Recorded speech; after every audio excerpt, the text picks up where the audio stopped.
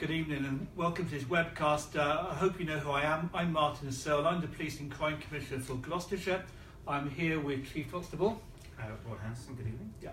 And what we're going to do today for about an hour or so, maybe a little bit less, maybe a little bit more, part of my primary role of being a Commissioner is to hold this man to account for how he manages the police force here in Gloucestershire. That's very important. To try to answer some of those questions, or for him to answer some of those questions I hear from you on a fairly regular basis, but hopefully to give you a bit of an insight into how policing is operated in the county, and to hear from the Chief himself, who on a day-to-day basis, 24 hours a day, is responsible for policing in this county. So first of all, Rod, thanks very much for being here this evening. No, we talk on a very regular basis, at least once a week formally, and probably every other day on touching base on things. But you are responsible for the operational policing in the county, it's not me. And I think the public want to hear about a few things. Particularly tonight, I'd like to cover neighbourhood policing, because we made a big song and dance and launch just in the autumn about that. Yeah. There's been quite a lot of concern, shall we say, around child protection and the way children are treated, yes. Not just within the police but across the whole of the county here in Gloucestershire. Yep. Well, look, people are interested in police stations, so how we're doing on that, and then we'll just have a little reflection, if you like, on your first year in office. So that's what I'd like to cover. I think it's important that the public who are watching know that we haven't rehearsed this. The Chief has been told that's the rough areas I want to cover, but we haven't got into details of what we're going to say, probably because we don't know ourselves exactly how that's going to run on. But we will try to be as open and honest as we can with all our questions and answers. So, Rod, neighbourhood policing is really important to the public here in Gloucestershire. Yes. And you will know my view that things weren't right 2 or 3 years ago. I think I understand the reasons why they weren't. I don't really want to go into whether there's any blame attached to that. I think there probably wasn't. But we have now relaunched it. It was very much part of my election campaign, part of my police and crime plan, which I have to deliver. And you launched it, I think, in the autumn this year. Yes. So I think the public would like to know, what is it? Just what is it? And I suppose moving on from that, what's different about this time than last time? Thank you. First of all, we did acknowledge that it was very much a feature and a core part of your police and crime plan, and we took that in the spirit that it was meant, and we tried to recraft the resources that we have in total to try and redistribute them to deliver a pragmatic form of neighbourhood policing. Which I believe we have done, and we've launched that with a good heart, and I believe that that's bedding in very well. Fundamentally, what it's meant is that we have a limited number of people, number of police officers, PCSOs, as you all know, special constables and volunteers and cadets, and lots of other people that help us. But fundamentally, we have taken a number of individuals and insulated them as best as we can in each of our 6 main communities, and try to protect them from being taken away for other duties, which historically has been one of the faults and the difficulties around delivering neighbourhood policing. So if an officer makes an arrest, they can find themselves giving evidence in court. If they are skilled in public order, they can find themselves being taken away for training or for deployments elsewhere in the county or in the country. So we've tried to be very careful in making sure that each of our policing areas has a proportionate number of beat officers, PCSOs, special constables and volunteers to support them with an inspector dedicated to that area. They will get to know their area very well. Many of them already do. So we're continuing some of that good work that's already gone on. And in addition to that, we're making sure there are some key roles embedded within each of those areas. One is a rural environmental crime liaison officer, RECLO. Is that in all the areas? In each of the 6 main areas, yes. And we have a network of about 26 RECLOs supporting them. A RECLO is, sorry, what? A rural environmental crime and liaison officer. Right. So it's there to advise and support colleagues dealing with rural crime, but also matters that affect animal welfare in urban areas as well, but to link in with landowners, smallholders, the communities that can sometimes feel more isolated. Dedicated individuals, the network is already in place. The other area where we're building it in compulsorily into neighbourhood policing is schools liaison officers, and that was part very much of the deal around the precept increase. You asked me what would I spend an increase in the precept on, and we thought very carefully about some of the most important pressure points in the organisation. One was child protection, and I know that we're going to come on to that subject from your opening. The second was around making sure that we invested in young people as much as possible, and we now have 6 opportunities for schools liaison officers in each of those areas. They're being recruited now. The role profiles are being crafted with the help of the education sector and the governing bodies, and they should be in place by September, the start of the school year. And we also have individuals linked to vulnerability, and in particular organised crime. So I think that sounds very different to 2 years ago. I think you'd agree on that. I said this many times to you and to the public, is that what I've asked you to do, like reintroduce neighbourhood policing the way you've explained it there, is incredibly big ask because of all the other stuff you have to do. I think it's a really big ask, and I am grateful. I do get to speak on behalf of the majority of the public when I'm very grateful for you taking that challenge. I think it would be helpful if I just tell the public that is a really difficult job, bearing in mind you've had no increase in budget for 8 years now, and no particular big increase apart from local taxation, which is tough anyway with the public for the next 2 at least. So you've explained very clearly what neighbourhood policing will be. I think you've explained what it won't be as well. It won't be lots of bobbies on the beat, as people fondly remember, if it ever was there. It won't be a flooding of resources out into every single street. But how are you going to balance that with the everything else, which I know some of the everything else, because what the public see, or what they want to see is neighbourhood policing. Could you just tell us what the everything else is that your officers have to deal with on a pretty regular basis, and the staff as well? I think it's important to understand that the approach to neighbourhood policing goes beyond just dedicated neighbourhood officers. You'll know that our strapline, for want of a better term, for the launch of neighbourhood was that everything starts and ends in a neighbourhood. And if we embrace that, that means that response officers, that investigators, that specialists, whatever their role is, they have a responsibility to keep a neighbourhood safe. That all of a sudden brings in a brigaded capability across the entire constabulary. So it's not just the responsibility of a neighbourhood officer to keep a neighbourhood safe. Whether it's counter-terrorism or theft of milk, it starts and ends in a neighbourhood. What I would want, though, is a neighbourhood capability with the resources I've just described, having some bite. They should know who their local criminals are. They should know who their key stakeholders are. They should engage with the care home staff. They should engage with head teachers. They should know what the antisocial behaviour profile looks like. They should know what the local concerns of their specific communities are, and dedicate an amount of time, we call it time-based tasking, to dedicate and work with those communities on solving that problem, whether it's fly tipping in a more rural location or whether it's antisocial behaviour in a more built-up area. It doesn't really matter. There is a bit of a contract between us on how we're going to address that. We then, of course, have officers, men and women, who dedicate themselves to respond to 999 emergencies and 101 calls. And those have to be addressed. We can't not do that. But in their attempt to do that, they must be mindful of the community they're driving through, get to know it, not just deal with their job and move on. So some awareness of what that community needs and the style with which they should police is important. Consistently making sure that they can deliver a common minimum standard across those neighbourhoods. We have surveillance officers dealing with serious organised crime.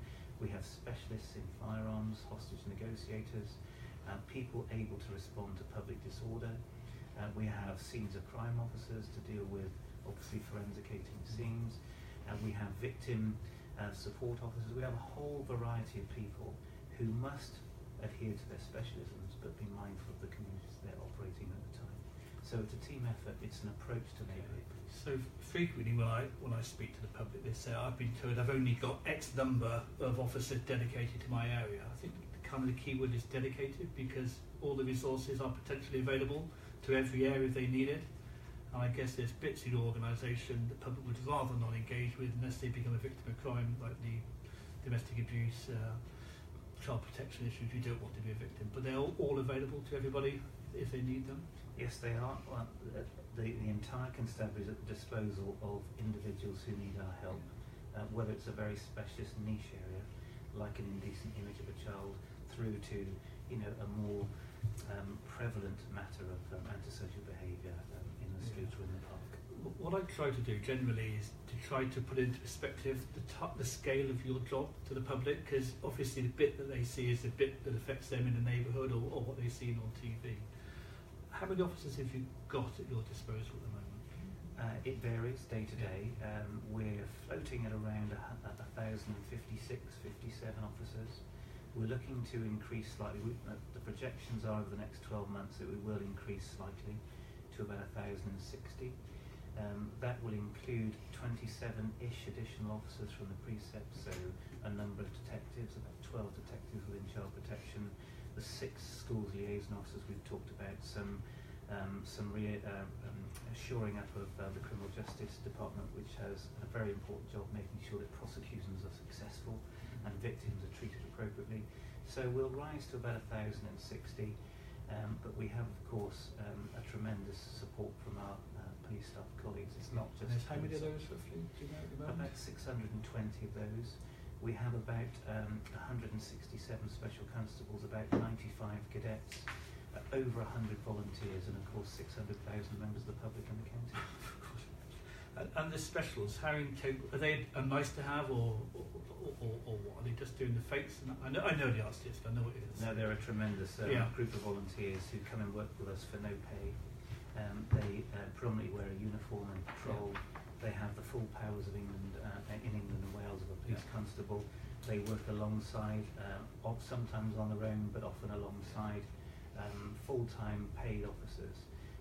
And day after day, night after night, they build capacity in the nighttime economy, helping with events and specific campaigns, not least of all road safety campaigns. Yeah, I must admit I get slightly cross when people refer to them as policing on the street, because from what I see of them, they're just public-spirited people who have really got the county at best. They're just there to serve the public.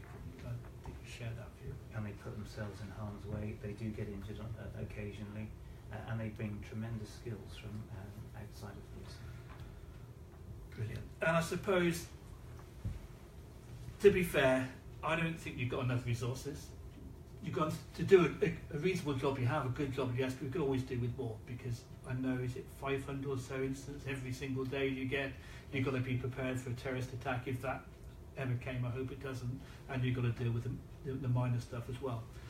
So to move down to this particular model, you've got to be committed to it.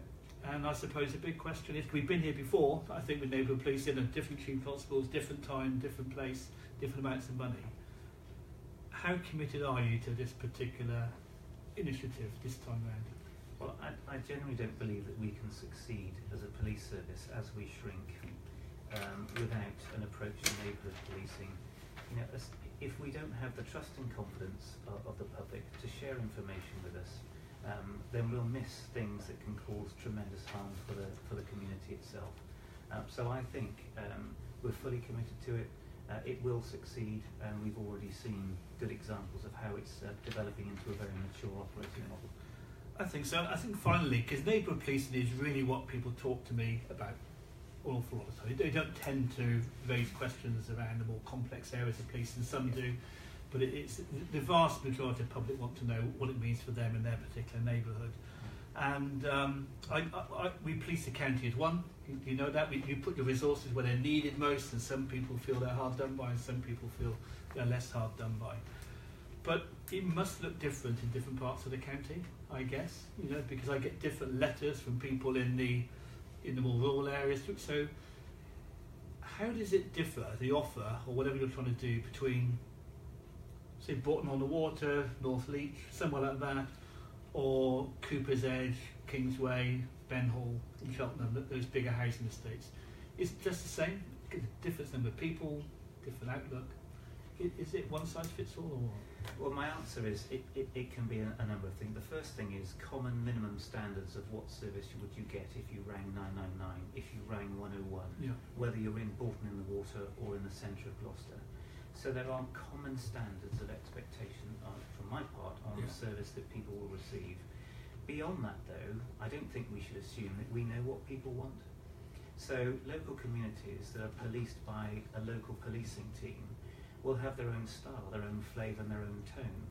My expectation is that my staff can, do and will know them so well that they'll find the right balance. Some people don't want to be bothered relentlessly with crime alerts about crime occurring in their area. Other people do. So finding routes for people to have a choice where they can log on through your community alerts, which you'll know about because we launched it together not long ago, where people can sign up to regular alerts about what's happening in their community. That's a choice. So if you don't want to sign up, don't sign up. If you want to, do you want it by text? Do you want it by email? Do you want a phone call? The same applies with the service delivery for neighbourhood policing. You know, how often would the care home like a visit? It'll vary. How often does the school head teacher want to see a police officer? Sometimes it's a lot, and sometimes it's please don't come for lots of good reasons. So a conversation with that local community is key to making sure that we answer your question properly. Common standards, consistently applied, but bespoke where possible. Actually, I think you're right. When I go around, a lot of people just want to live their life. You know, they want to call the police if they need them, otherwise they're living in peace, they want to get on with their lives. I really get that. But one thing that I think everybody thinks is important is the welfare of their children. You know, grandparents care about their children, they care about their grandchildren, and this is really important. And I don't think everything in the garden is rosy here. You know where I'm going to go. I mentioned that beforehand. In Gloucestershire, reading the two Ofsted reports about the way the county council, and I'm not here to criticise them, those reports made very bad reading. Not a lot of hope there. Very substandard. And then shortly after that, the Inspectorate of the Police said that there were improvements needed in the Constabulary as well. I know we're going back a year now, and I know progress has been made. But when you read the two together, it paints a very unfavourable picture about how children are protected within my county, Gloucestershire. So these are kind of tough realities I think we must address. So I'd be interested on how you would respond to that, because if, having read both reports, read them individually it's disappointing, then you read them together and you think it's the same children involved from A to B to C. It doesn't matter if they're failed or they get a mediocre service from one or the other, because it's the same child all the way through. So I suppose, should we have confidence of where we are now as a county, not just referring to the police? And how would you respond to the criticism that your organisation has had? And if you feel able, what we can do collectively with everybody else to put that right. You know, set against a backdrop of improvement with our HNIC inspection reports, you'll know that we've moved from, in one case, inadequate to requires improvement and bordering on a good grading. We have 2 good gradings in the 2 other elements of the main inspection regime, but that doesn't count a jot to some extent when compared to the importance of protecting children. Amongst all the other things that we have to do, of course, they're particularly vulnerable. And to get reports that say there is a long way to go was of significant concern to us. 12 months ago, we embraced all of the criticism, not only ourselves but with our partners, and we've worked very, very closely with social services, education, the council in particular, to try to close the gaps on those vulnerabilities. We've made huge progress. I can reassure you that there has been tremendous steps forward in relation to that. Do I think we're there yet? No, I don't. Am I confident we will stay with it until we are providing an adequate service? Absolutely. You'll know that in October last year, 2017, we launched something called Operation Guardian, which is a 12-month child protection awareness campaign. We've trained 500 staff, whether they're response officers or neighbourhood officers in Skill Zone, in raising their awareness around the vulnerability of children. We have a web page and a forum launched in relation to linking in with those vulnerable groups. We've increased the number of vulnerable identification screening tool. Cases that come to, we have something called VIST, which is a screening tool, and we've increased submissions to that through that process. We've streamlined the process to remove obstruction in there. We've got good examples of officers recognising children at risk in a non-related incident.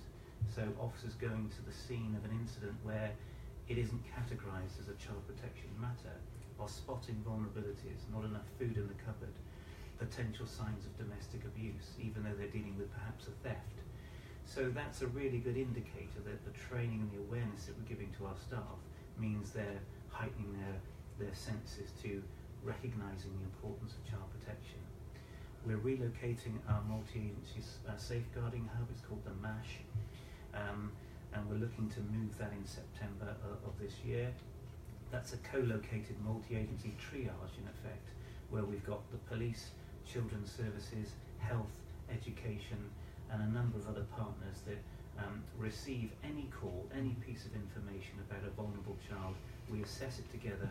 By sitting together in the right environment, we've got a much better chance of identifying vulnerability. If there's a member of the public listening to this, and they are concerned about the vulnerability of a child that they know, if they're a school teacher, if they're a member of a scout troop, or they're just somebody who lives next door within their family, what should they do? Should they call the council, you, voluntary sector, teacher? Well, it depends where they come across it, but fundamentally call us if they believe that their child's at risk.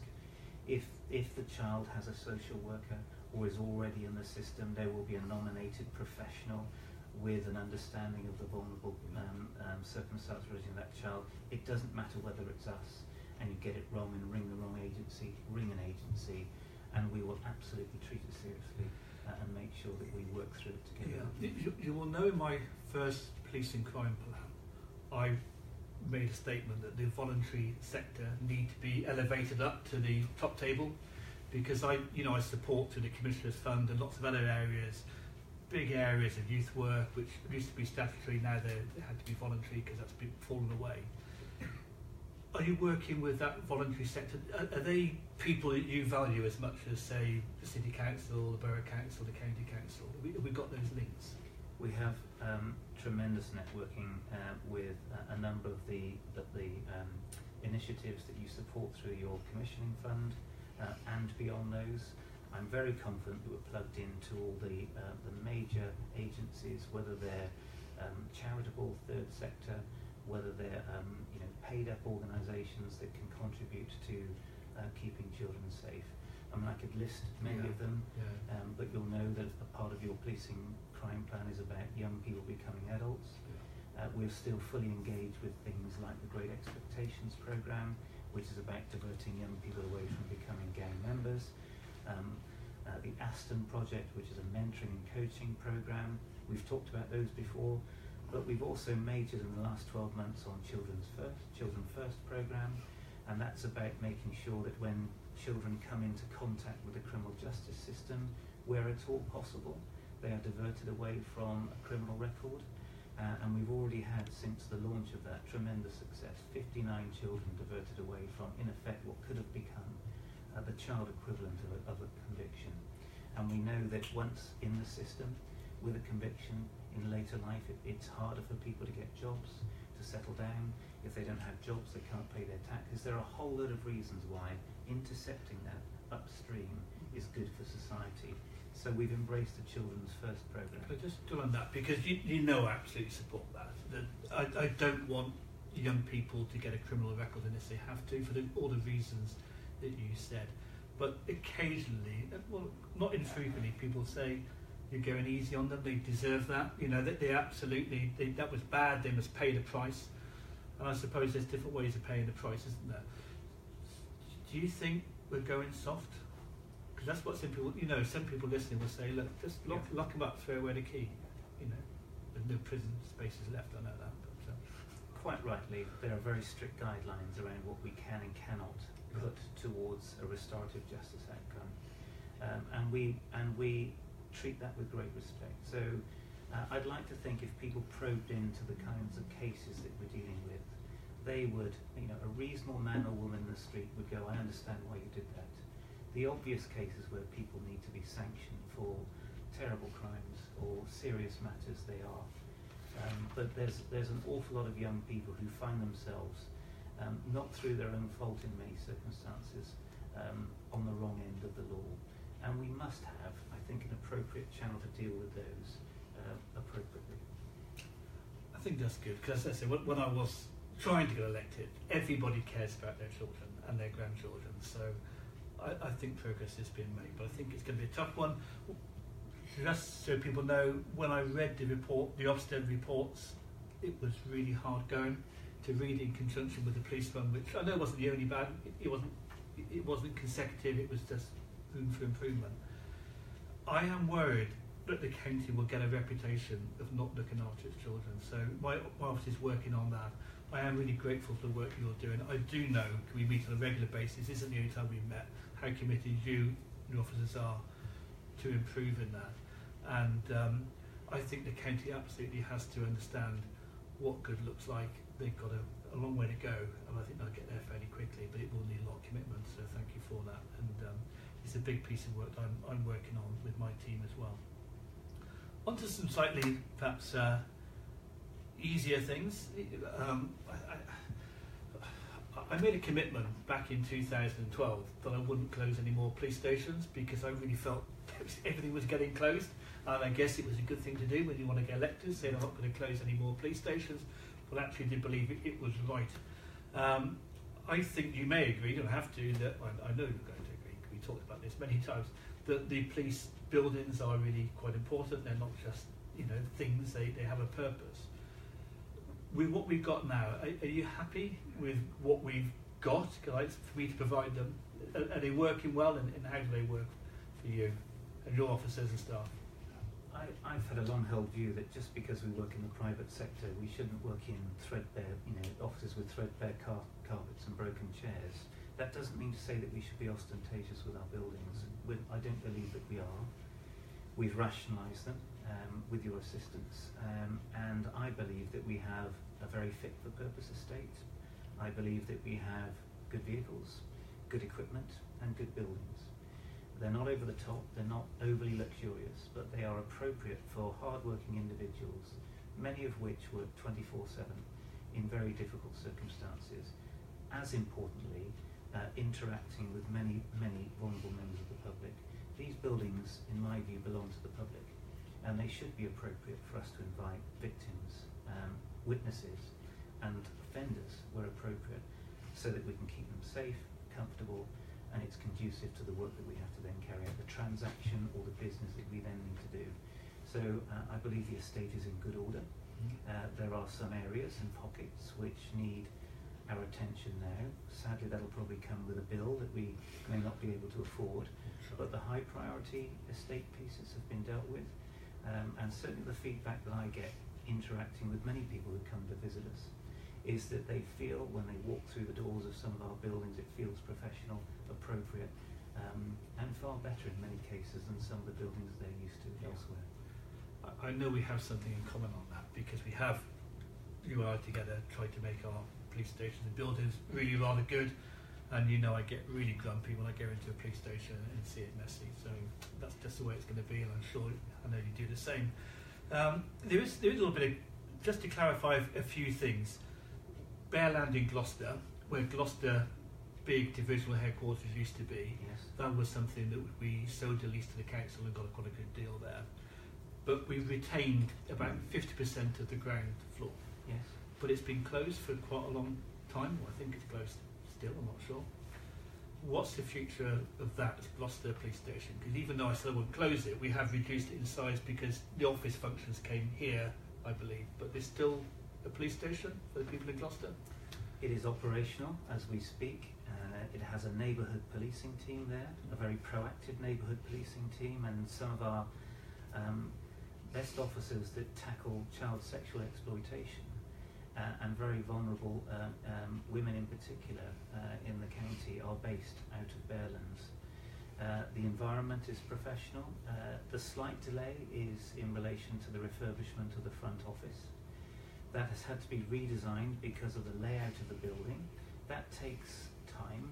When the whole building is being refurbished, we have to make sure that any changes are in harmony with a wider programme of works, which has been carefully thought through with the help from the council, I have to say, and the project manager there. It's got full access, disabled access. It's light and conducive, and the sort of the building that we ought to be proud to present to the public. And that is due to open in the very near future. So it is operational. Yep. The front office, sorry about the delay in getting it to full operational works, but it's nearly there. Yeah, I think the council did quite a good job on refurbishing that. I mean, just for the public to know, we just could not afford to keep that building. It was old, it was tired, it cost a fortune to maintain. But the way the council have done it, we now have the lease on the ground floor, the reception remains, so the public see the same. And I think the lease on it is over another 300 years. It doesn't cost us hardly anything, so that's great. But the reception will go back there as before, but better. And the police cars will be lined up outside in due course. I visited it the other day. The front office is nearly complete, and I hope people will be proud of it. The reason I raised it, I think a lot of people thought we moved out and that was over. We're just down in Barton Street, which again is a great place, to work and to live, and people love working there. I know. Where people are a little bit confused, and again, update on Cheltenham. We sold the old police headquarters. We're now starting a new one. It just took a long time to actually sell the old one and the old police station, which was not fit for purpose. So there is still a fully functioning police station in Lansdowne Road on Cheltenham, in just one of the buildings we retained there. That's right, isn't it? Yes, that's correct. It's a lovely building. It looks like, I think some of the staff refer to it as Downton because it's no Regency building, been refurbished, and it works well. And it has a community space as well for members of the public to come and use. I think we could do a development now a little bit more like they have in the Forest. The Forest have really got that in their community rooms, and then if Cheltenham could sort out that, would be great. But I think one of the problems there, why it's not used quite so much for the community, it's like people are confused as where the reception is. Is it a police station? Is it a police station? Can you go there? If you ring the doorbell, does anybody answer it? It doesn't have a reception. I know there's lots of reasons why that is and it isn't. We've got a property in the municipal offices now. It used to be a tourist information centre. That hasn't really flown. It's been used a few times, but it's there. So, and we go on at Hester's Way. So, I think we're, you know what I think. We're a little bit confused as what we're doing in Cheltenham, and maybe we are, maybe we're not. What do we think we're going to do there? Sorry. And what I don't want to do is make an excuse in relation to austerity, but if we take £30 million out of the budget over 6 years... 32, I think. 32, thank you. And we try to reintroduce and reinforce a neighbourhood policing model. That means that there are occasions when we don't quite have the number of staff that we would ideally like. Would I like a reception in Holland House in Cheltenham? Yes, I would. We don't have the staff to do that. We have a fully functional front office at Hester's Way, and we have now some detailed negotiations which we're looking to finalise with the Borough Council in relation to the buildings on the promenade. The ambition is to have a shared space, so people can go in for accessing other services within the county, and we'll have a desk there where they can come and talk to us, they can report crime, and we can give them some advice. But we also have number 77, the promenade, which is just next door, pretty much, which, although it has a front office space, it's not conducive for people with a disability, and we're using that as an operational hub. So we can open it up in times of high demand. The Cheltenham races are a very good example of when we would do that. We can staff it with the beat manager, some volunteers, some PCSOs. Operational staff can deploy from there, they can be briefed, they can use it as a haven to take some statements. So we'll open it up and close it down according to demand. It won't have a front office per se. That'll be next door in the Borough Council offices, and we have Hester's Way as well. And I would encourage people to use the community room at the main police station in Holland. I think it's a good news story. Cheltenham, there was plans at one stage to have no police station in Lansdowne Road. I'm delighted that that's there.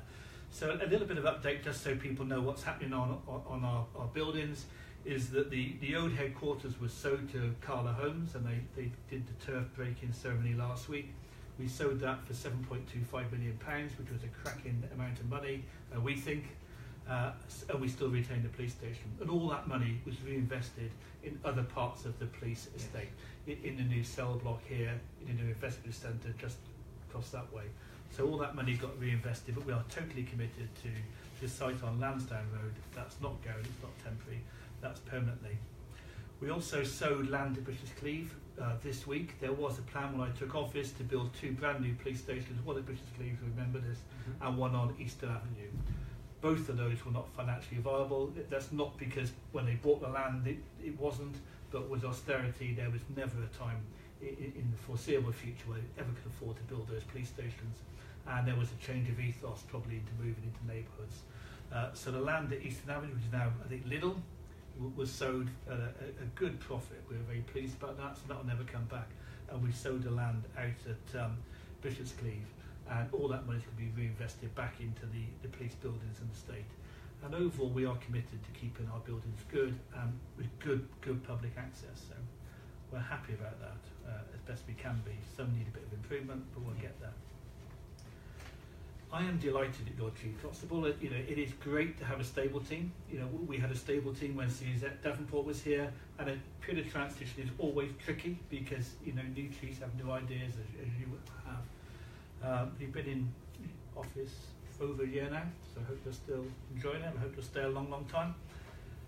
But and let's go talking a little bit about some of the highlights as far as you're concerned, some of your plans, because I think people are more interested to hear from you than me. Genuinely, I think that because you're just far more interested than mine. But one of the things that's always on hitting the headlines at the moment is the increase in violent crime, the increase in the amount of people using knives or being stabbed, the age profile, and it's only right that I, as the Commissioner, ask about that, because I did go to a school recently and I was quite surprised when some of the youngsters, they were 14, 15, from nice areas, nice kids, just comprehensive, were worried about it. And the other thing that children were worried about, some of the girls, was some of the sort of sexual innuendos being made against them by sort of people, the way they're looked at, the way they're treated. But just talking, because actually you need to go and listen to young people as well as people my age or a bit younger. What's going on with violent crime? It is going up. It's going up nationally, and it's going up within the county as well. We track serious crimes very closely. We have analysts working on helping us to understand the propensity to commit the crime and whether or not the trend's going up, how long it's likely to last for. Knife crime has gone up by 43%. 43%? Yep, okay. Since 2015 and 16, which of course sounds an awful lot. It is far too much. But the numbers are important. It's gone up from 185 to about 265-ish, something like that, which is far too much, and it needs to be addressed. But just to reassure you, it's a national trend. Violent crime and knife crime in particular is going up across the country. Gloucestershire's level of knife-related crime has remained lower than the national average every year since 2009. So whilst we don't welcome a 43% increase, compared to nationally, it is a better position. It accounts for 0.9% of our crime-related matters. This is violent crime or knife crime? 0.9%. Yes, knife crime is 0.9% of our overall crime. Two things that we think are having a dramatic effect on it. We estimate that about half of the increase is down to the way that we record knife crime and violent crime. Does that mean, sorry to drill down on that, because I don't know the answer, does that mean it wasn't being recorded properly, or we changed the way the police have to record it? Yeah, there were no specific definitions around knife crime and violent crime. Okay, so you couldn't tell if it was this or that, yeah. And so we're trying to embrace a full understanding of what we mean by, someone picking up a sharp-bladed instrument. It could be a knitting needle, it could be a penknife, it could be a razor blade, and using it to commit crime. Are they carrying it and committing crime, or are they using it to commit crime? It becomes quite complicated, and there are very clear rules around how we record it. Those have changed, we've embraced those, and that has accounted for an increase in the number of recorded matters coming. So that's a good thing. You got better knowledge, but we still got a real increase. We want maximum reporting, and we want to reduce the amount of criminality per se. So tell us about it, then we can address it, and then we want to ultimately lower the number of incidents. That would be the plan. Same as hate crime, same as drug-related crime, same as vulnerable crimes like child sexual exploitation. Tell us so that we can understand it. The downside is it can shock people that there is then a sudden increase. The other is drug-related offences.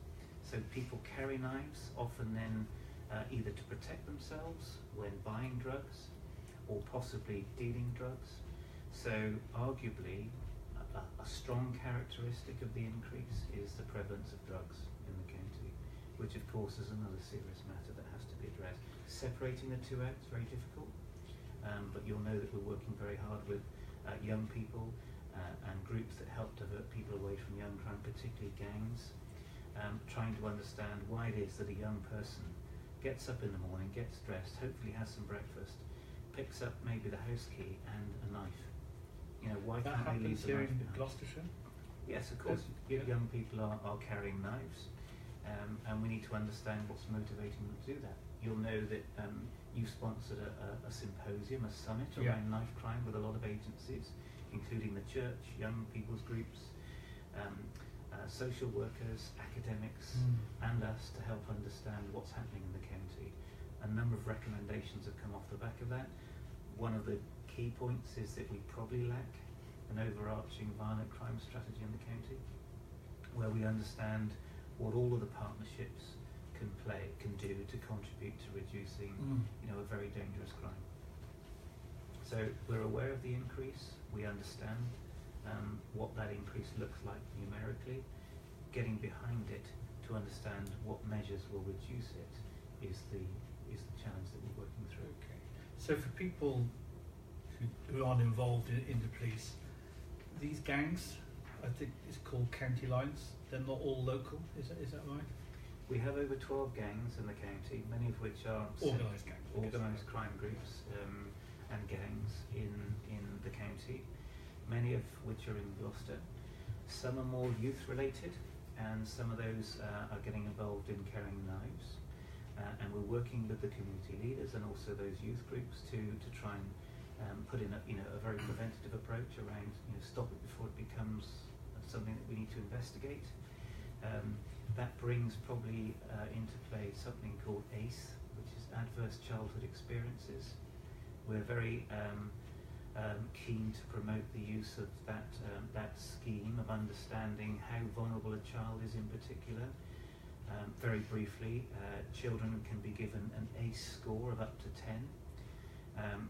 We have two youth gangs in particular in the county, where we've scored to the best of our ability all the members of that group.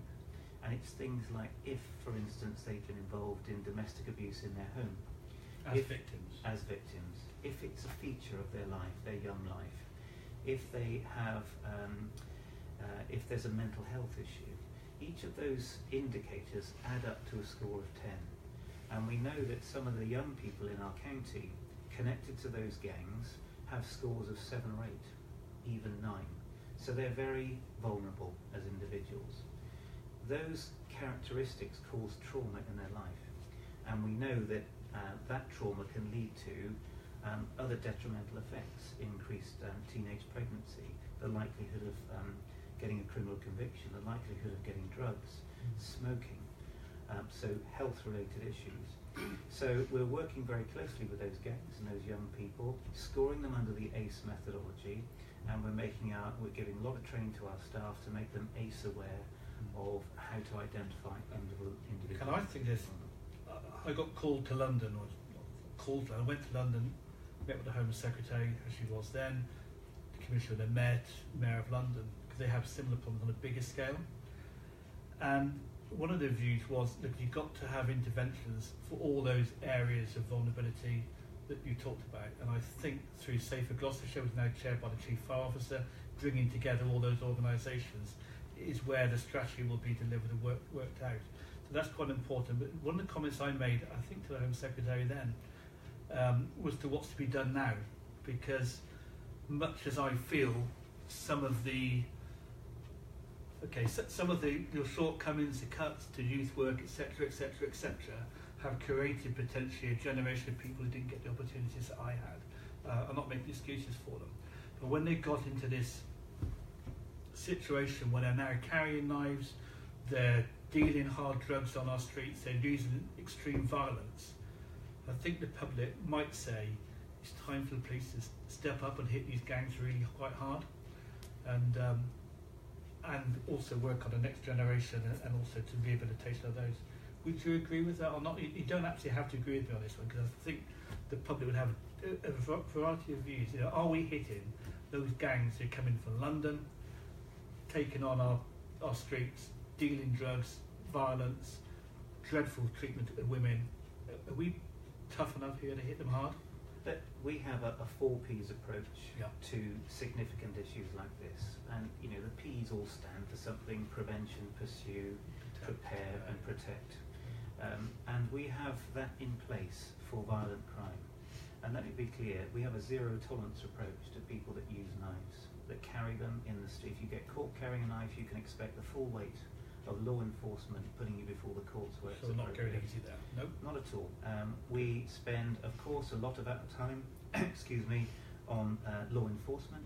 That means operations. That means, you know, using our specialists to tackle those who organise crime, those who, you know, use the most vulnerable to carry out those crimes, and we enforce that very hard every day. We have surveillance operations on the go all of the time, undercover operations.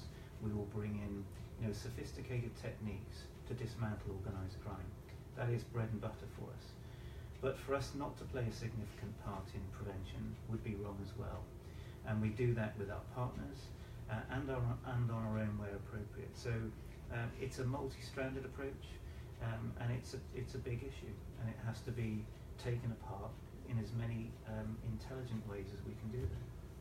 You know, I actually think this organisation, this county, has played its part, because it was Operation Emperor, Yes. where you took out dozens and dozens of people from out of town. So with a small force, and with you know, that's pretty effective. I know how committed you are to the prevention agenda, as I am.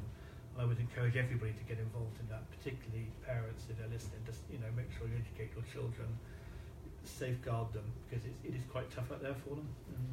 And if I may, it comes Yeah, right please back do. to the start of our conversation this evening around neighbourhood policing. High-end specialists, expensive resources, we don't have many of them, do their bit intercepting organised crime. When they're exchanging commodities like women, drugs, weapons, cash, that requires, you know, high-end technology to do that, and it can sometimes take 2 years to get to a result.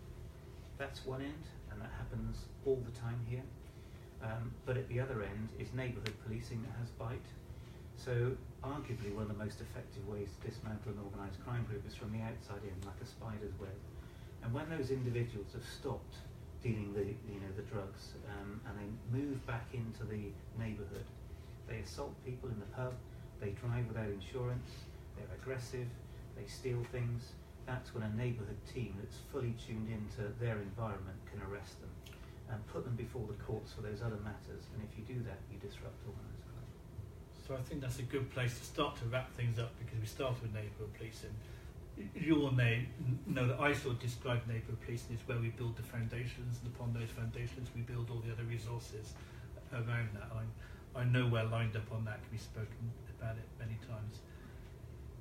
We're nearly done now, I think. We don't want to just drag this on just for the sake of it, but it's been your first year as Chief Constable. I have to say I'm happy, I'm pleased. We have robust conversations, you know that, and I'm very proud of the way it's going in Gloucestershire. I know it's not perfect, but it would be wrong not to give you a chance to put any points across to the public that you think I've missed, or you particularly want to say about what your term is going to be. You know, I hope it's a long term. You've got at least 4 more years, 4.5 years left of this contract, probably outrun me. But thank you for what you've done, and actually thank you for the support your officers give to the county and the staff, because most of the members of the public, you know, they do appreciate the police. I'm not going to be overly sort of grateful but they won't survive without the public support. You know, they work hard, the vast majority of them, and they do need the public support. And for neighbourhood policing, don't wait for them to come to you. Come to them as well. If you're a head teacher who wants police involvement, please contact your neighbourhood policing team or counsellor. Don't wait for them to come to you. I think you can endorse that with you all. Anything you want to say, Chief? Well, first of all, thank you for appointing me, and in answer to a point you made earlier, a question you raised, I am delighted to be the Chief, and I have every intention of staying. Good. I just need to make sure that I deliver appropriately, of course. What I would say is that I've majored in the last 12 months on something that we've called supported leadership and well-being. Good, I have mentioned that. My job, I think, is to look after my staff so that they in turn can look after the public. There is less of us, there is less money. Crime is far more complex than it was even 10 years ago, let alone 20 years ago. Our staff are predominantly single crewed. They get injured. 3 last week, 5 the week before, and I try my best to speak to all of them. And that's not exceptional, I guess? Fortunately, it's not always that serious, but it still hurts when you scraped all the skin off your knuckles, when you've been spat at, bitten, or you've had to go to hospital for an x-ray. So we have tremendous people that need looking after. And the thing I'm most pleased about is that our investment collectively, and this is the work of many people, helping to keep our staff fit in the workplace, properly motivated, properly equipped, with the right buildings, with the right equipment, and feeling genuinely supported when they do their work, is the secret to us getting through the next 4 or 5 years successfully. And with that, they become more than the sum of their parts, because we have tremendous people. So that's why I'm delighted to still be here, and my sincere thanks to them, but also, as you said, to the public, because we don't always get things right. And when we make mistakes as a police service, it can be quite devastating for people. All I would say is help us to get it right, and when we do get it wrong, we'll be very open, transparent, apologise where we can and fix it. But we have fabulous people looking after this county. I'm very proud of them.